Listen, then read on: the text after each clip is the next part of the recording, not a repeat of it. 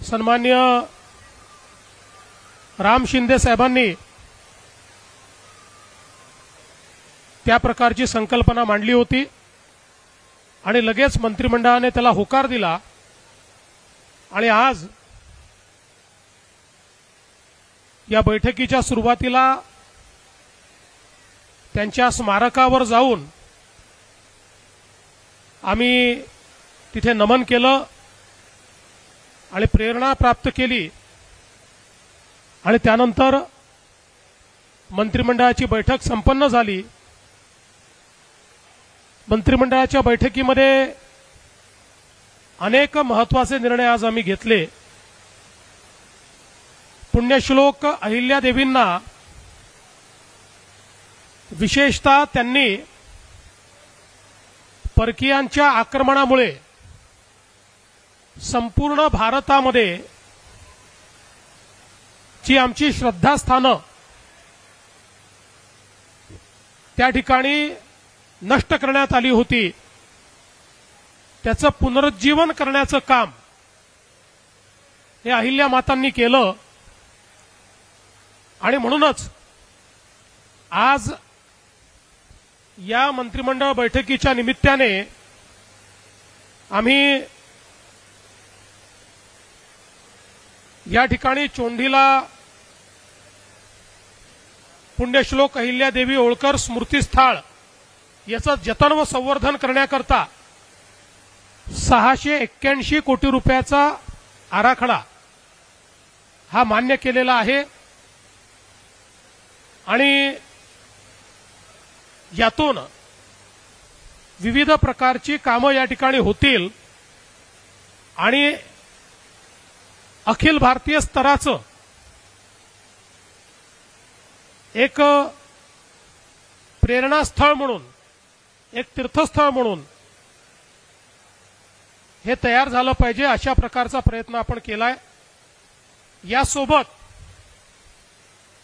या त्रिशताब्दीचं औचित्य साधून याच बैठकीमध्ये अष्टविनायक गणपती मंदिरांचा जीर्णोद्धार 147 कोटी रुपये, श्री क्षेत्र तुळजाभवानी मंदिर विकास आराखडा 1865 कोटी रुपये, श्री क्षेत्र ज्योतिबा मंदिर विकास आराखडा 259 कोटी रुपये, त्र्यंबकेश्वर विकास आराखडा 275 कोटी रुपये, त्याचप्रमाणे श्री क्षेत्र महालक्ष्मी मंदिर विकास आराखडा 1445 कोटी रुपये आणि श्री क्षेत्र माहुरगड इथला विकास आराखडा 829 कोटी रुपये असे जवळपास 5503 कोटी रुपयाच्या प्रकल्पांना मान्यता दिलेली आहे।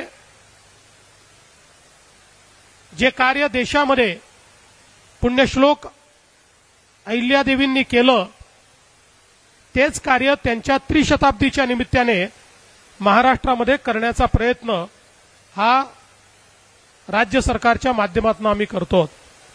यासोबत पुण्यश्लोक अहिल्यादेवींचं जीवन त्यांचं कार्य याचा परिचय संपूर्ण जगाला झाला पाहिजे या दृष्टीने त्यांच्या जीवनावर बहुभाषिक कमर्शियल चित्रपट हा निर्माण करण्याचा आम्ही निर्णय केलेला आहे।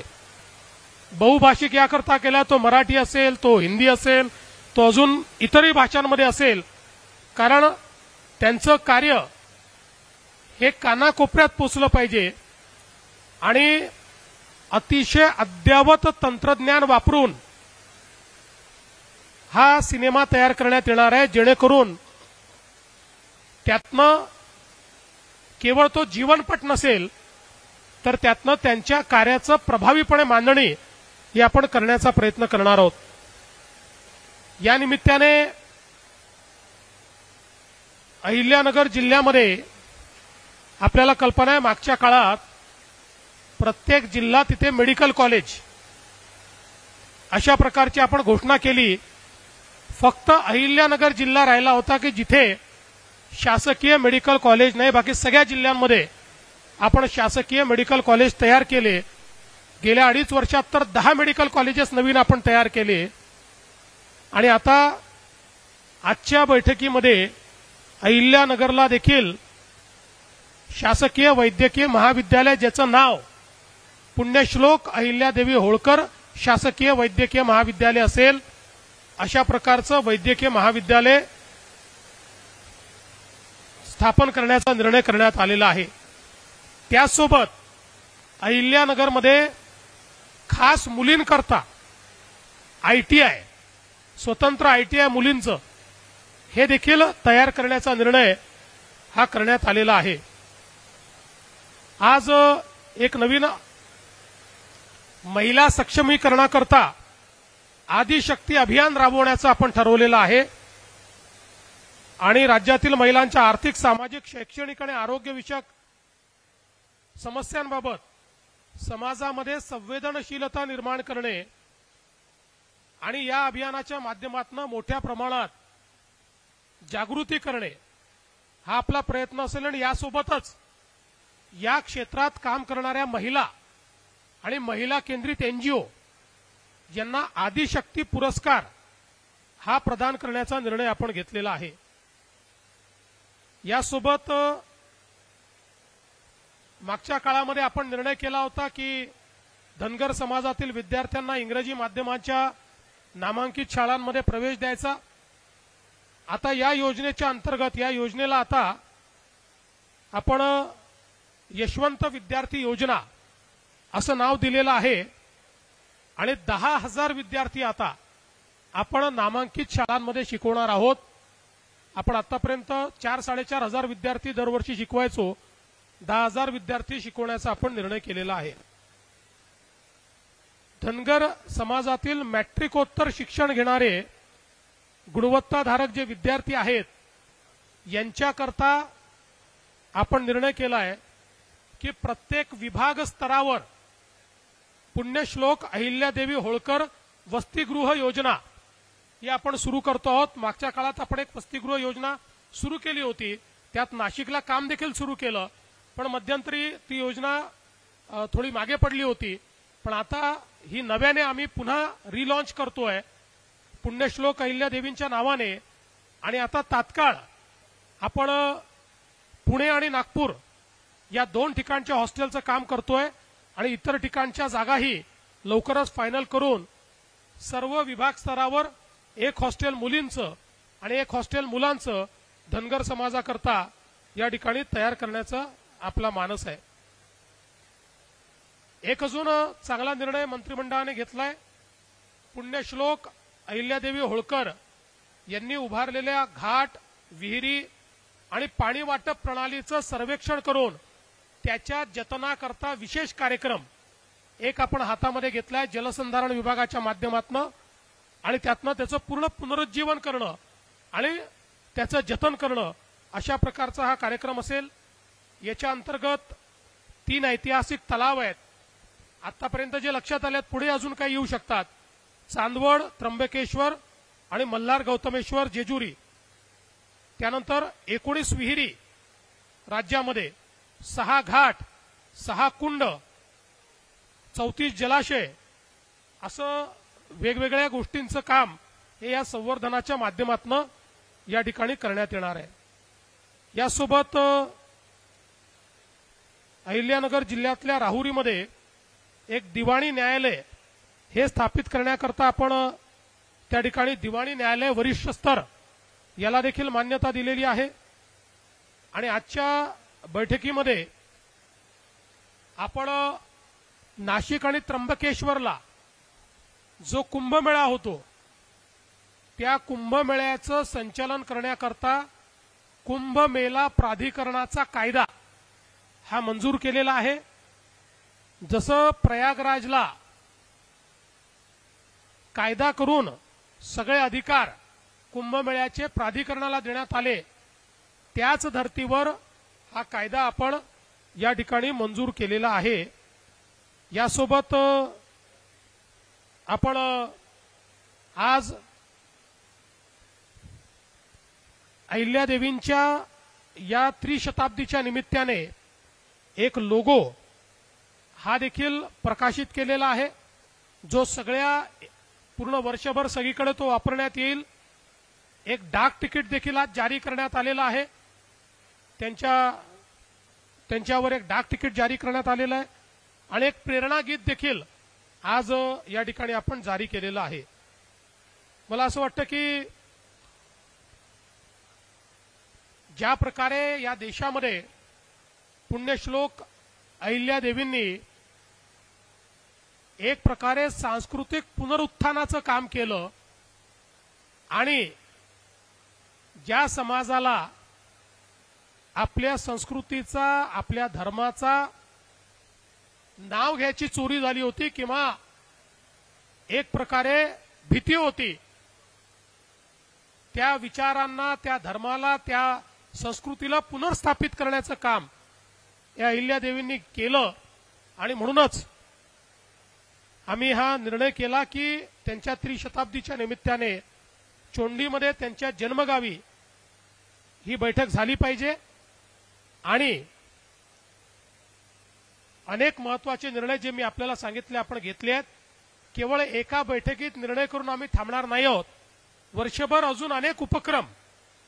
मगाशी शिंदे साहेबांनी कॅबिनेटमध्ये मंत्रिमंडळ बैठकीत त्या ठिकाणी विषय मांडला की आपल्या करिक्युलममध्ये आपण जे मुलांना शिकवतो त्याच्यामध्ये अहिल्यादेवींचा धडा तर आहे, पण तो अधिक प्रभावीपणे त्यांनी केलेल्या कामाच्या पद्धतीनं कसा आपल्याला शिकवता येईल अशा प्रकारचे बदल त्यात केले पाहिजेत. अनेक सूचना या ठिकाणी आलेल्या आहेत. त्यानुसार आज आम्ही ही बैठक पार पाडलेली आहे. या निमित्ताने मी शिंदे साहेबांना विनंती करतो की शिंदे साहेबांनी आपल्याला संबोधित करावं.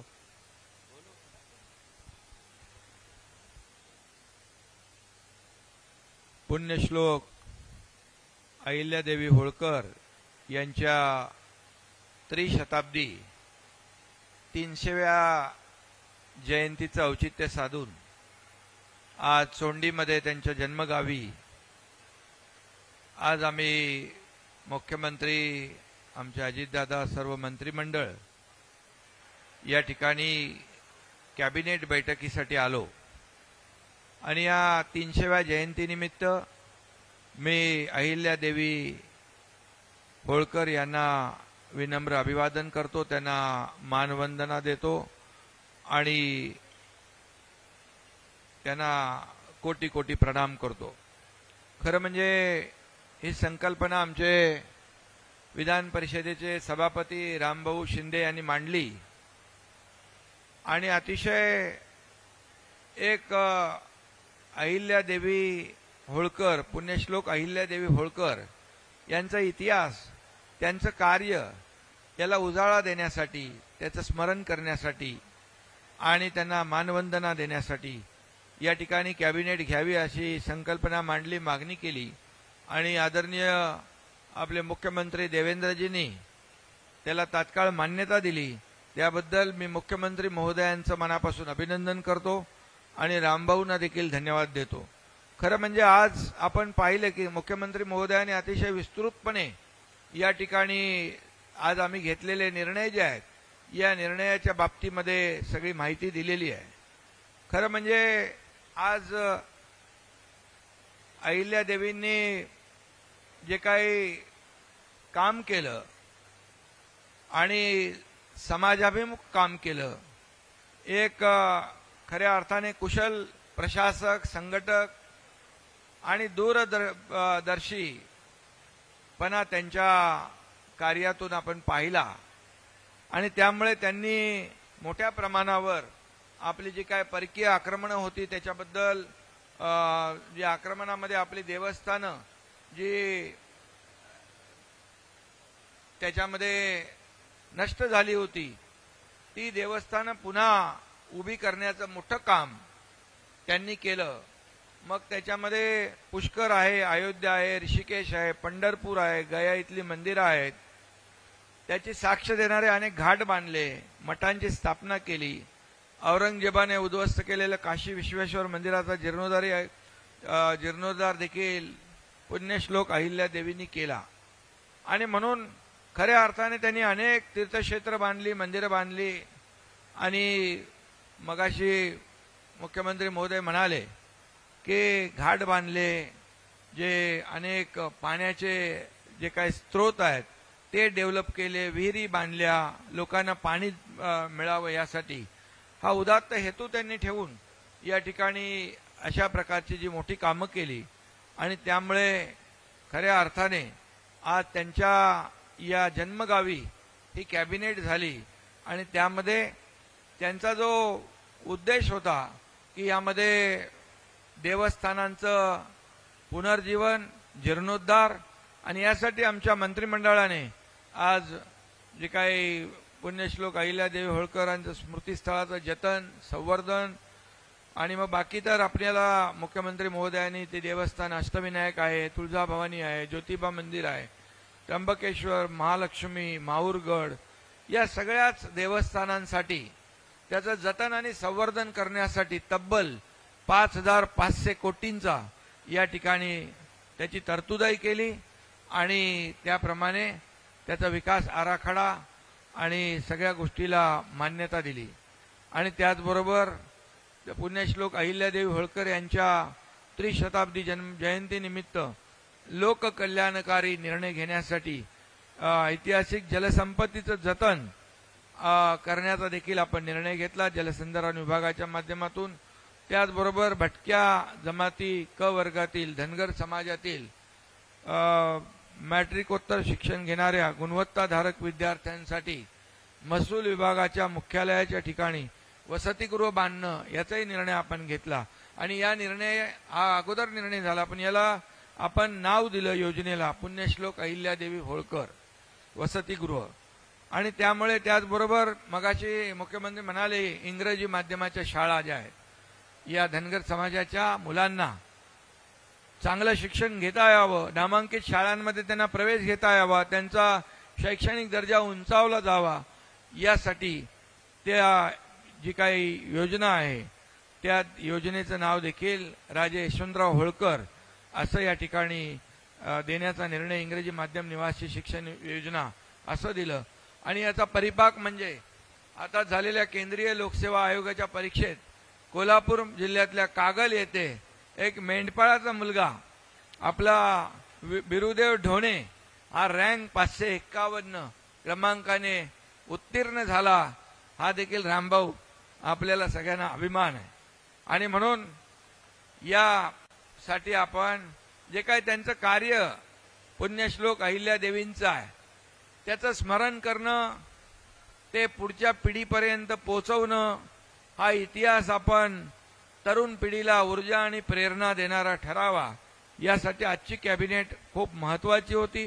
मेडिकल कॉलेजचा देखील आपण निर्णय या ठिकाणी घेतला. अहिल्यादेवींवर बहुभाषिक चित्रपटाच्या बाबतीमध्ये सांगितलं की बहुभाषिक चित्रपटाच्या माध्यमातून संपूर्ण देशभरात त्यांचं काम होतं आणि म्हणून सगळ्यांनाच त्यांचा इतिहास कळावा, त्यांच्या कार्याची महती कळावी आणि तरुण पिढी, नवीन पिढी, मुलांना, विद्यार्थ्यांना सगळ्यांनाच एक त्यांचे जे काही कार्य आहे त्याचं स्मरण आणि जतन करता यावं यासाठी हा निर्णय देखील घेतला. त्यामध्ये मी देखील सूचना केली, आपला शालेय विद्यापीठ अभ्यास आहे त्यामध्ये देखील यांचा पुण्यश्लोक अहिल्यादेवींचा धडा आहे, पण तो एकदम विस्तृतपणे पूर्ण त्यांनी काय काय केलंय हे शेवटच्या घटकापर्यंत जाणं आवश्यक आहे. आणि शालेय शिक्षण विभागाने देखील शालेय अभ्यासक्रमामध्ये विस्तृतपणे त्यांचा इतिहास या ठिकाणी घ्यावा अभ्यासक्रमामध्ये आणि संपूर्ण जगाला त्यांचा इतिहास कळावा. आणि म्हणून आजचं जे अनेक निर्णय आपण घेतला, औद्योगिक प्रशिक्षण संस्था इथं सुरू होते आहे आणि अहिल्यादेवी होळकर मला आठवत आहे, मला वाटतं आपण 1 मे 2023ला इकडे आलो, 31 मे 2023ला आम्ही इथे आलो होतो, तेव्हा मी मुख्यमंत्री होतो, देवेंद्रजी व्यासपीठावर होते आणि मग इथल्या सर्वांची मागणी होती की या अहमदनगरचं नाव बदलून अहिल्यादेवी नगर करावं आणि तिथंच आपण ते जाहीर केलं. आणि मला समाधान आहे आपण अवघ्या किती 16 महिन्यामध्ये केंद्राने देखील देवेंद्रजींनी देखील तिकडे पाठपुरावा केला आणि केंद्राने देखील अवघ्या 7 महिन्यात त्याला मान्यता दिली आणि आज आपण पुण्यश्लोक अहिल्यादेवी नगर असं अधिकृतपणे या ठिकाणी तो निर्णय घेतला, जसा धर्मवीर संभाजीनगर आणि धाराशिव आपण निर्णय घेतला, हे देखील एक ऐतिहासिक निर्णय आहे. आणि म्हणून या माध्यमातून समाजाची जी भावना आहे, ही भावना आपली जी काय समाजाभिमुख आपण काम करतो, सर्वसामान्यांचं सरकार म्हणतो, आणि म्हणून आपलं जे काय महापुरुष आहेत, आपला जो इतिहास आहे त्याचं जतन करणं, संवर्धन करणं हे आपलं कर्तव्य आहे. आणि मग अनेक मागण्या या ठिकाणी आल्या.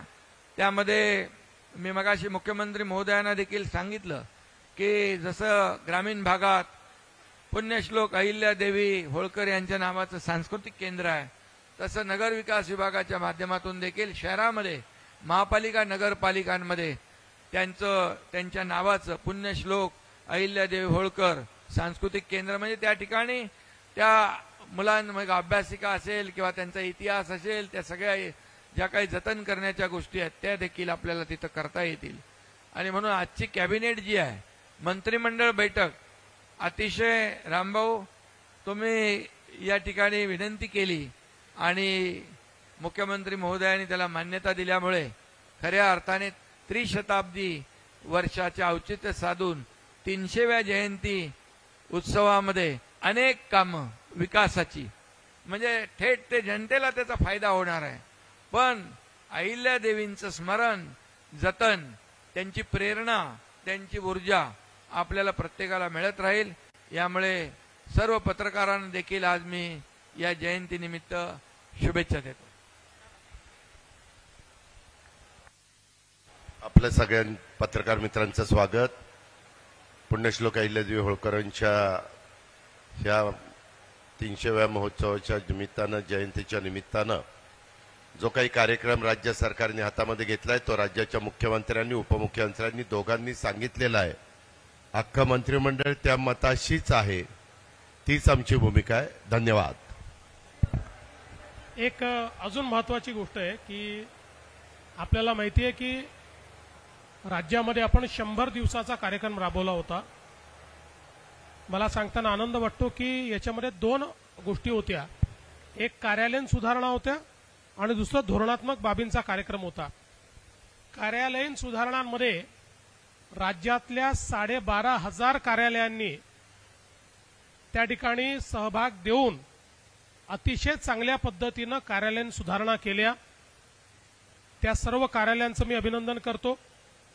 आणि विभागांनी जवळपास 48 विभागांनी मिळून एकूण 902 सुधारणा म्हणजे पॉलिसी लेवल डिसिजन्स करण्याचा निर्णय केला होता. त्यापैकी 706 पूर्ण झाले. 78% जे काही ठरवलेलं टार्गेट होतं ते विभाग पूर्ण करू शकले. मला असं वाटतं हे देखील अतिशय चांगलं काम विभागांनी केलं. त्यामुळे सर्व अधिकाऱ्यांचं मी अभिनंदन करतो. आणि आजपासनं 6 मे पासनं ते 2 ऑक्टोबर पर्यंत 150 दिवसाचा एक कार्यक्रम आम्ही घोषित करतो आहोत. हा कार्यक्रम जो आहे याच्यामध्ये 3च कंपोनंट असणार आहे. पहिला कंपोनंट प्रत्येक विभागाला विकसित महाराष्ट्र 2047 या संदर्भात आपल्या विभागाचा रोडमॅप तयार करायचा आहे, ज्यामध्ये पहिला टप्पा 2029, दुसरा टप्पा 2035 आणि तिसरा टप्पा 2047 अशा प्रकारचा एक रोडमॅप हा प्रत्येक विभागाला तयार करायचा आहे. दुसरं, प्रत्येक विभागाला ई गव्हर्नन्सचे रिफॉर्म करायचे आहेत. 100% गव्हर्नन्स हा ऑनलाईन आणायचा आहे आपल्याला. कोणालाही कार्यालयात येण्याची आवश्यकताच भासू नये अशा प्रकारची व्यवस्था उभी करायची आहे. त्या दृष्टीनं ई गव्हर्नन्स रिफॉर्म्स हा दुसरा टप्पा आहे. आणि तिसरा इनिशिएटिव्ह त्यातला आहे तो म्हणजे सेवा विषयक प्रशासकीय सुधारणा. अशा 3 गोष्टींवर 150 दिवस काम करायचं आहे. सविस्तरपणे या सगळ्या गोष्टींमध्ये काय काय करायचं आहे याची माहिती 7 तारखेला ज्यावेळेस 100 दिवसाचं पुरस्कार वितरण ठेवलंय त्या दिवशी मी विभागांना आणि मंत्रिमंडळासमोर ती मांडणार आहे आणि मला विश्वास आहे की या 150 दिवसांमध्ये या 3 बाबी केल्यानंतर खूप मोठ्या प्रमाणात प्रशासन लोकाभिमुख झालेलं, गतिशील झालेलं आणि अकाउंटेबल अशा प्रकारचं आपल्याला पाहायला मिळेल. त्यामुळे आज या चोंडीच्या भूमीतून, कारण या ठिकाणी पुण्यश्लोक अहिल्यादेवी होळकर यांना उत्तम प्रशासक म्हणून मानलं जायचं, म्हणून आज हा 150 दिवसाचा कार्यक्रम या ठिकाणून मी घोषित करतो आहे, जो 2 ऑक्टोबरला गांधीजींच्या प्रेरणेने त्या दिवशी आपण त्याचा निकाल घोषित करू. धन्यवाद.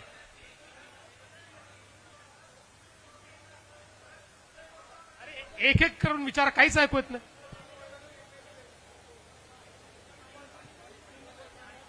अरे यांना काहीतरी, कोणाला माईक दे, तिकडे दे, माईक दे. चल. सर, सुप्रीम कोर्टाने आम्हाला अतिशय आनंद आहे की सुप्रीम कोर्टाने, सर्वोच्च न्यायालयाने 4 महिन्यामध्ये स्थानिक स्वराज्य संस्थेचा निवडणुका घेण्याच्या संदर्भात त्या ठिकाणी आम्हाला परवानगी दिली, आदेशित केलं. सर्वोच्च न्यायालयाच्या निर्णयाचं आम्ही मनापासून स्वागत करतो आणि आम्ही निवडणूक आयोगाला विनंती करणार आहोत की निवडणूक आयोगाने तात्काळ या संदर्भात सगळी तयारी करावी. एक अजून महत्वाची गोष्ट आहे की निवडणूक आयोगाने एक अजून आमची मागणी जी आहे ती मान्य केलेली आहे. ओबीसी आरक्षणाच्या संदर्भात बाठिया आयोगाच्या पूर्वीची स्थिती असणार आहे. त्यामुळे या निवडणुकांमध्ये ओबीसीचं पूर्ण आरक्षण हे देखील लागू असणार आहे. मला असं वाटतं याचं देखील मी आम्ही अतिशय मनापासून स्वागत करतो. सर, देशात मॉक ड्रिल होणार आहे उद्याला, राज्यामध्ये उद्याला मॉक ड्रिल होणार आहे का? कुठे कुठे होणार, कशा प्रकारे होणार आणि काय नेमकी परिस्थिती आहे, काय नेमकं? केंद्र सरकारने सगळ्या राज्यांना मॉक ड्रिलच्या सूचना दिलेल्या आहेत.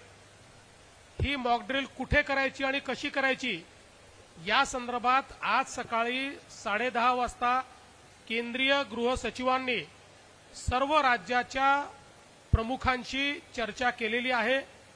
त्याचप्रमाणे महाराष्ट्रात देखील त्याचा प्लॅन झालेला आहे. तशा प्रकारची मॉक ड्रिल ही करण्यात येणार आहे. मला असं वाटतं की अशा प्रकारच्या मॉक ड्रिलचे खूप जास्त डिटेल जर आपण सांगितले तर मग ती ड्रिल कशी राहील? सगळ्याच गोष्टी माहिती असल्या तर ती मॉक ड्रिल कशी होईल?